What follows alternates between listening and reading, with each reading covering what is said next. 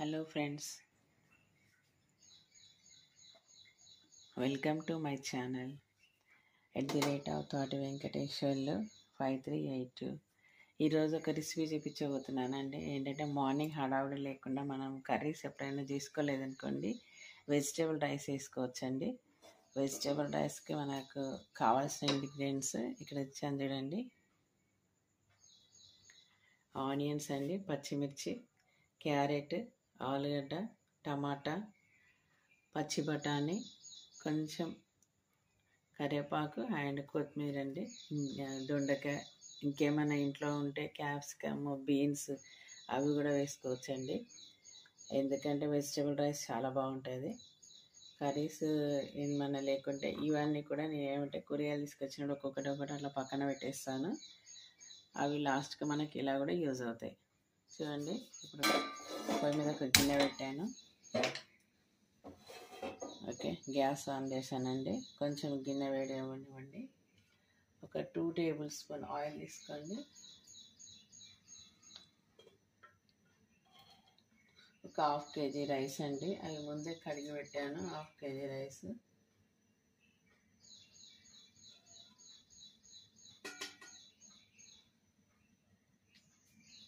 Okay, 2 table spoon oil తీసుకున్నానండి.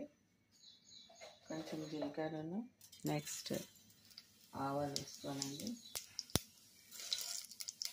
అవి చీటపట్ట అంటున్నప్పుడు ఫస్ట్ ఆనియన్స్, నెక్స్ట్ పచ్చిమిరపకాయలు, ఆలు,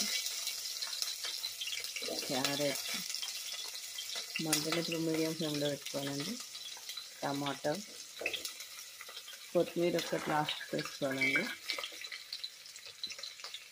నెక్స్ట్ పచ్చి బఠానీ, జస్ట్ ఒక 10 నిమిషాల ముందు నానబెట్టుకోవాలి పచ్చి బఠానీ.